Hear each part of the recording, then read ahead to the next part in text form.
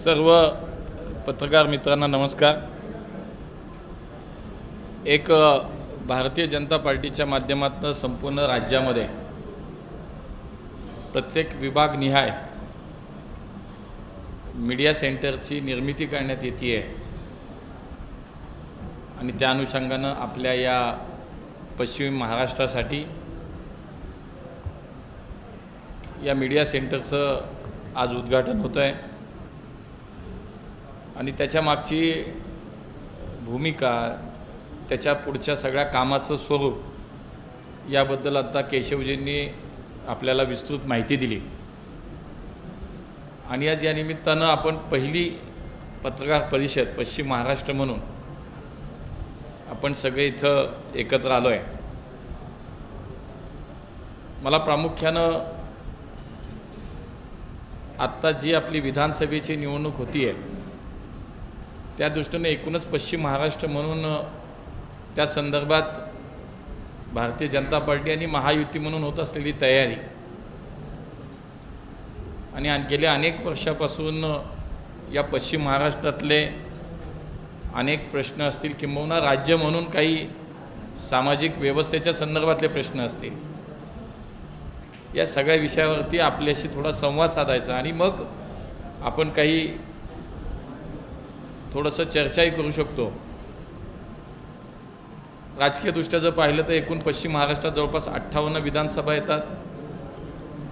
आज महायुतीचा जर विचार केला तर जवळपास 58 मधल्या 42 जागा ह्या महायुतीने भाजप, सेना आणि राष्ट्रवादी असे तिन्ही पक्ष मिळून आज 42 आमदार आज आमचे आहेत आणि आम्हाला विश्वास आहे की येत्या विधानसभा निवडणुकीमध्ये निश्चितपणे 42च्या पुढे आम्ही अधिक जागा या पश्चिम महाराष्ट्रात जिंकू आणि त्याला कारणसुद्धा आहे, त्याला अनेक संदर्भ आहेत। खरं तर गेले 10 वर्ष मोदीजींचं सरकार या देशामध्ये काम करत आहे आणि मोदीजींच्या नेतृत्वाखाली या महाराष्ट्राला आत्तापर्यंत गेल्या 10 वर्षात जवळपास 10 लाख कोटी रुपये या महाराष्ट्रासाठी वेगवेगळ्या माध्यमातून उपलब्ध झाले। अनेक विकासाचे प्रकल्प या महाराष्ट्रात उभे राहिले। इथून मागे मोठे प्रकल्प, मग पुणे, मुंबई, नागपूर सारख्या अशा शहरांमध्ये मेट्रोचं जाळं विस्तारलं गेलं। समृद्धी महामार्गासारखा राज्य सरकारचा मोठा प्रकल्प या ठिकाणी उभारला। केंद्रातल्या रेल्वेच्या आज जर म्हटलं आपण तर जवळपास 1 लाख कोटी रुपयाचे रेल्वेचे प्रकल्प या राज्यामध्ये सुरू आहेत। या वर्षीच्या रेल्वेच्या अंदाजपत्रकामध्ये रेल्वेसाठी जवळपास 15,000 कोटी रुपयाची तरतूद या राज्यासाठी करण्यात आली। पश्चिम महाराष्ट्रासाठी वंदे भारतच्या अनेक सेवा सुरू झाल्या। शेतकऱ्यांसाठीची किसान सन्मान समृद्धी योजनेच्या माध्यमातून शेतकऱ्यांना एक मोठा दिलासा देण्याचं काम या सरकारनं केलं आणि त्याच जोडीनं राज्यातलं गेल्या 2.5 वर्षाचं सरकार 2014 आणि 19च्या काळातलं माननीय देवेंद्रजी मुख्यमंत्री असतानाचं सरकार, हा सगळा विचार केला तर मागच्या मधल्या काळातलं 2.5 वर्षाचं सरकार आणि त्याची तुलना जर या आत्ताच्या 2.5 वर्षाची आणि मागच्या देवेंद्रजींच्या 5 वर्ष सरकारची केली तर महाराष्ट्रातल्या जनतेला हे कळून चुकलं की अनेक लोकोपयोगी केलेल्या योजना, लोकांच्या हिताच्या योजना या 2.5 वर्षाच्या सरकारच्या काळात बंद झाल्या। त्यामुळे सरकारी योजना बंद करणारं सरकार म्हणून त्यांच्याकडे पाहिलं गेलं। पुन्हा 2.5 वर्षांनी या राज्यामध्ये महायुतीचं सरकार आता आलं आणि मी विशेष करून पश्चिम महाराष्ट्रासाठी अनेक मोठ्या योजना आणि मोठे विकासाचे प्रकल्प या सगळ्या 2.5 वर्षाच्या काळात मार्गी लागले। मी केंद्र सरकारचा उल्लेख केला। मी एका खात्याचा जो मंत्री, सहकार मंत्री म्हणून काम करतो। मी आपल्याला सांगितलं की या पश्चिम महाराष्ट्रातल्या कुठलाही पक्ष बघितला गेला नाही, पण पश्चिम महाराष्ट्रातल्या साखर कारखान्याच्या विषयात सुद्धा फार मोठी उपलब्धी या सरकारच्या माध्यमातून, सहकार खात्याच्या माध्यमातून झाली। जवळपास 7,000 कोटी रुपये या काळात या सगळ्या साखर कारखान्यांना कर्ज रूपात दिले गेले। 10,000 कोटीच्या वरती या सगळ्या साखर कारखान्यांच्या इन्कम टॅक्सच्या विषयातली सरळ माफी करण्यात आली, माफी देण्यात आली आणि ते पैसे मला असं वाटतं की पश्चिम महाराष्ट्र हे सहकाराचं एक मोठं जाळं असलेला हा सगळा आपला 5 जिल्ह्यांचा परिसर आहे। या पश्चिम महाराष्ट्रातील जवळपास 60% जास्त लोकसंख्या ही थेट सहकाराशी जोडलेली आहे आणि अशा याच्यामध्ये सहकाराच्या माध्यमातून केंद्र सरकारनं अनेक चांगले प्रकल्प, अनेक चांगले साधनं किंवा अनेक चांगल्या प्रकारे यांना आधार देण्याचं, यांना सहाय्य करण्याचं, पाठीशी उभं राहण्याचं काम केलं. आणि म्हणून मला विश्वास वाटतो की या पश्चिम महाराष्ट्रातल्या 58 विधानसभा ज्या आहेत त्याच्यामध्ये या सगळ्या काळामध्ये निश्चित आगामी काळात, आता मी संपूर्ण या पश्चिम महाराष्ट्रात प्रवास करतो आहे, त्यामुळे गेले 2 वर्ष तर संघटनात्मक प्रवास केला. आता पश्चिम महाराष्ट्रात निवडणुकीच्या निमित्तानं वेगवेगळ्या सगळ्या विधानसभाशा हा प्रवासही करतो आहे. त्यामुळे अत्यंत चांगलं वातावरण आहे, सकारात्मक वातावरण आहे. आणि म्हणून मला असं वाटतं की देवेंद्रजींची 5 वर्ष, आत्ताची 2.5 वर्ष आणि केंद्र सरकारची 10 वर्ष, हे सगळं पाहता या महाराष्ट्रातल्या जनतेला निश्चितपणे आज पुन्हा एकदा महायुती सरकारवरती विश्वास निश्चितपणे ठेवतील, हा मला विश्वास वाटतो. पश्चिम महाराष्ट्रातल्या 58 पैकी 42पेक्षा अधिक जागा आम्ही नक्की आणू. अजून एक मी आपल्याला सांगेन की या महाराष्ट्रामध्ये आज आपण पाहतो की मराठा आरक्षणानं जोर धरला. मराठा आरक्षणाचं आंदोलन गेल्या अनेक दिवसापासून, अनेक महिन्यापासून सुरू आहे. इथून मागे या महाराष्ट्रामध्ये मराठा समाजाला आरक्षण मिळण्यासाठी आंदोलन नाही झाली का? तर खूप मोठी आंदोलनं झाली. स्वर्गीय अण्णासाहेब पाटील सारख्या एका व्यक्तीनं, ज्यांनी मराठा समाजाला आंदोलन मिळावं, स्वतःच्या जीवाचं बलिदान दिलं, स्वतःचा जीव दिला. पण त्या काळात याच पश्चिम महाराष्ट्रातले अनेक मुख्यमंत्री झाले, पण कोणीही मराठा समाजाला आरक्षण देऊ शकलं नाही. आणि आज मात्र मराठा समाजाच्या आंदोलनाला राजकीयदृष्ट्या त्याचा वापर करून, त्याचा फायदा घेऊन ही मंडळी राजकारण करतात. मी आपल्याला सांगितलं की पवारसाहेब तर 4 वेळा मुख्यमंत्री झाले, केंद्रात मंत्री होते, राज्यात सत्ता होती, 40 वर्ष या सगळ्या मंडळींनी सत्ता भोगली, पण मराठा समाजाला आरक्षण मात्र देऊ शकले नाही. पण 2014 ते 19च्या काळात माननीय देवेंद्रजी या राज्याचे मुख्यमंत्री झाले आणि त्यांनी प्रथम मराठा समाजाला आरक्षण दिलं, देवेंद्रजींच्या सरकारनं दिलं. ते उच्च न्यायालयात सुद्धा टिकलं, ते सर्वोच्च न्यायालयात सुद्धा चाललं, पण सरकार बदललं आणि माननीय उद्धव ठाकरे साहेबांचं आणि या महाविकास आघाडीचं सरकार राज्यामध्ये आलं आणि आमचं मराठा समाजाला दिलेलं आरक्षण आम्ही गमावलं. पण आजही सांगतो मी आपल्याला की या सगळ्या पार्श्वभूमीवरती जे मराठा समाजाचं आंदोलन चाललं, या राज्यातलं महायुतीचं सरकार, आमचे तिन्ही नेते माननीय एकनाथजी शिंदेसाहेब असतील, माननीय देवेंद्रजी असतील, माननीय अजितदादा असतील, मला विश्वास आहे की या तिघांमध्ये ती धमक आहे आणि ती ताकद आहे की 100% मराठा समाजाला आरक्षण दिल्याशिवाय राहणार नाही. शिवाय ओबीसींचा हक्क हा अबाधित राहील आणि मराठा समाजाला सुद्धा निश्चितपणे या राज्यामध्ये आरक्षण दिलं जाईल असा मला विश्वास वाटतो. मी 42पेक्षा अधिक जागा येतो म्हणतो, याचं कारण हेच आहे की खूप चांगल्या प्रकारे एकूणच या राज्यातली परिस्थिती आहे. महाराष्ट्र सरकार म्हणून खूप चांगलं काम झालं, जसं की लाडकी बहीण योजना आहे. आज उच्च शिक्षणामध्ये आमच्या मुलींना मोफत शिक्षण दिलं जातं आहे. आज महिलांना 50% एसटीत सवलत दिली जाते. ज्येष्ठ नागरिकांना मोफत प्रवास आहे. शेतकरी आपण किसान सन्मान निधी योजनामध्ये आज महाराष्ट्र सरकारनं पुन्हा केंद्र सरकारच्या इतका 6,000चा निधी त्यांनी दिला. मोठ्या प्रमाणात या राज्यातल्या वीज बिलामध्ये शेतकऱ्यांसाठी माफी दिली. मला असं वाटतं शेवटी या महाराष्ट्रातली जनता ही सुज्ञा ही पाहते आहे की बाकी काही चाललं, कोणी किती राजकारण केलं, कुठला अजेंडा चालवला, जातीचा चालला, धर्माचा चालवला, आरक्षणाचा चालवला, तरीसुद्धा या महाराष्ट्रातली जनता ही प्रगतीला मतदान करते, विकासाला मत देते आणि या राज्याच्या भविष्याला निश्चितपणे प्राधान्य देते. आणि म्हणून पुन्हा एकदा आमचा विश्वास आहे की या राज्यात पुन्हा एकदा महायुतीचं सरकार हे निश्चितपणे येईल. आणि गेल्या 5 वर्षात आपण 2.5 वर्ष पाहिली आणि ही 2.5 वर्ष पाहिली, आपण जर पाहिलं तर देशातलं असं राज्य आहे की परदेशी गुंतवणूक सगळ्यात जास्त या राज्यामध्ये आली. आणि या राज्याचा प्रगतीचा विकास जर आपण पाहिला, प्रगतीचा कामाचा विकासाचा जर वेग पाहिला, तर निश्चितपणे पुढच्या काळात या राज्यातली जनता ही महायुतीच्या पाठीशी उभी राहील असा विश्वास या निमित्तानं नक्की वाटतो.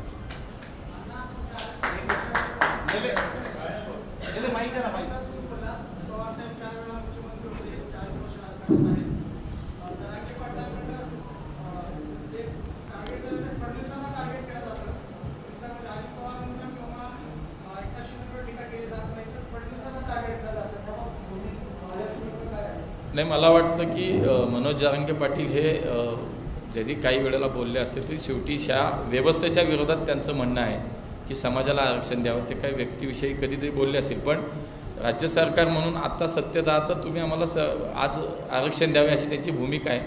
पण मी तुम्हाला सांगतो की ज्या ज्या मागण्या आहेत, आता सगळे सोयीचा विषय आहे, याच्यात 100% राज्य सरकार म्हणून याच्यात अत्यंत सूक्ष्म पातळीवरती जाऊन त्याचा अभ्यास सुरू आहे आणि मी तुम्हाला सांगतो की मगाशी म्हणून तसा विश्वास आम्हाला आहे की निश्चितपणे हेच सरकार आहे. देवेंद्रजीच्या सरकारने आरक्षण दिलं, परत 2.5 वर्ष मात्र काही झालं नाही. गेले 40-50 वर्ष यांची सत्ता राज्यात यांनी काही केलं नाही आणि आज मराठा आरक्षणाच्या नावाखाली हीच मंडळी राजकारण करतात. त्यामुळे पुन्हा एकदा या आगामी काळामध्ये या राज्यात मराठा समाजाला आरक्षण, ओबीसींना न्याय हे फक्त महायुतीचं सरकारच देऊ शकतो, हा विश्वास आम्हाला आहे.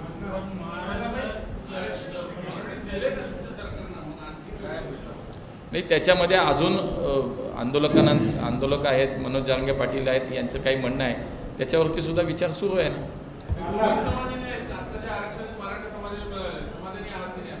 नाही, मी म्हणालो ना तसं सर्व समाजाला सोबत घेऊन सर्वांना न्याय देऊन याच्यातनं कसा मार्ग काढता येईल याच्यावरती विचार सुरू आहे. त्याच्यावरती राज्य सरकार म्हणून तिन्ही नेते आमचे काम करतायत.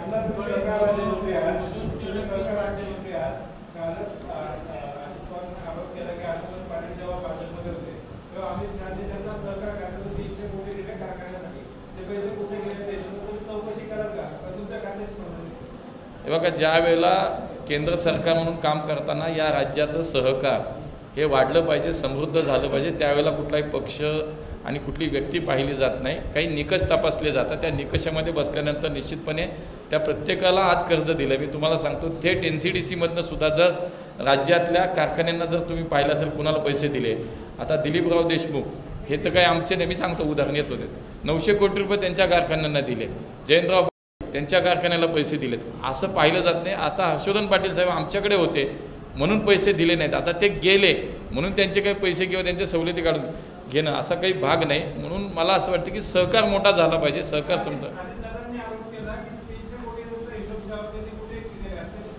जर सरळ मार्गी ते पैसे ज्यासाठी दिले त्यासाठी वापरले असतील तर विषय नाही. चुकीच्या मार्गाने काय केलं असेल तर निश्चितपणे त्याची चौकशी होईल.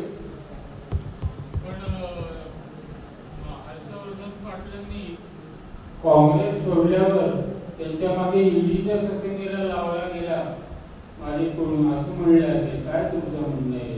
त्यांनी काँग्रेस सोडून जमाना झाला, ते परत भाजपमध्ये आले, भाजप सोडूनही गेले. भाजप सोडून तुम्ही काँग्रेस म्हणालात. सोडल्यानंतर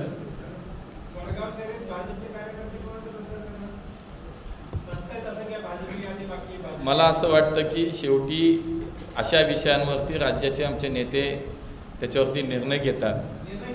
हां, तर आज वडगाव शहरीची उमेदवारी राष्ट्रवादीची जाहीर झालेली आहे.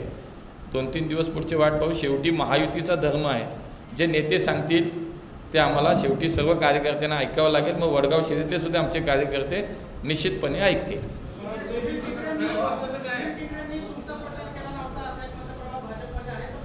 आम्ही महायुती म्हणून लोकसभा एकत्र लढलो आहे, महायुती म्हणून आम्ही विधानसभा एकत्र लढणार आणि त्यामुळे कुठलंही असं किंतु परंतु कोणाच्या मनात नाही.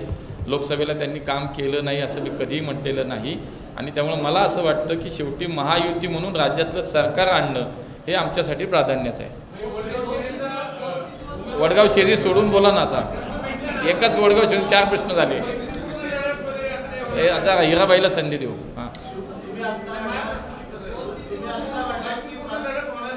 हां मी तुम्हाला सांगितलं आम्ही महायुती म्हणून निवडणूक लढत आहोत. हां, तुम्ही आता म्हटलात की आम्ही मराठा समाजाला आरक्षण देऊ आणि तेही ओबीसीच्या धक्का न लावता आता मराठा समाजाचं सर्व समाजाचं समाधान झाल्याशिवाय हा विषय जाणार. त्यामुळे मराठा असेल, ओबीसी असेल, कुठलाही समाज असेल या राज्यातलं त्या सर्वांना न्याय फक्त महायुतीचं सरकारच देऊ शकतं. मी तुम्हाला असं म्हटलं नाही. मी असं म्हटलं की ओबीसींना न्याय दिला जाईल, मराठ्यांना न्याय दिला जाईल आणि या राज्यात प्रत्येकाचं समाधान केलं जाईल. पुढचं नाही, मी तेच सांगितलं माऊली की या राज्यातलं सरकार हे सक्षम आहे आणि शेवटी कुठलाही समाज हा जवळचा तो लांबचा याला न्याय द्यायचा, त्याच्यावर अन्याय करायची ही भूमिका या महायुतीच्या सरकारमध्ये अजिबात नाही. आणि त्यामुळे मला असं वाटतं की अशी कुठली भूमिका नाही, आम्ही सर्वांनाच न्याय देण्याची भूमिका आमची राहणार आहे.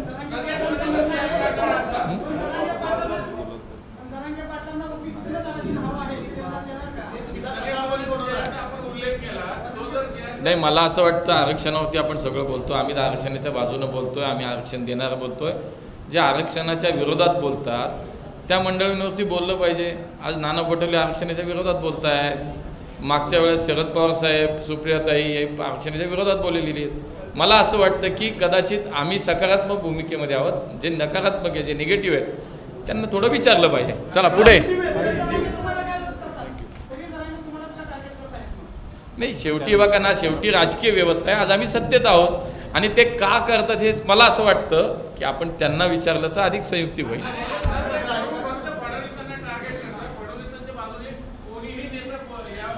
सगळे एकत्र आहेत. माननीय अजितदादा, माननीय शिंदेसाहेब, माननीय देवेंद्रजी एकत्र आहेत. आता ते देवेंद्रजीने काय बोलतात हे तेच जास्त चांगलं सांगू शकतात. दुसरा प्रश्न, आजच्या दिवस थांबा. शेवटी पक्ष नेतृत्व हे सर्वांगानं सगळ्या गोष्टींचा विचार करत असते. आजच्या दिवस थांबा, सगळी उत्तरं उद्या मिळतील. चला अरुण दादा शेवटचा प्रश्न.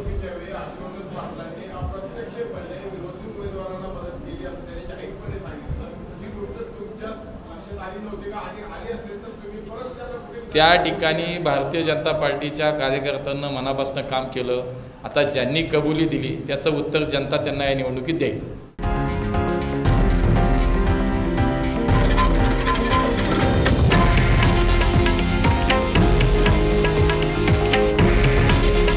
हे आहे देशातील नंबर 1 न्यूज नेटवर्क आणि आपण पाहत आहात TV9 मराठी.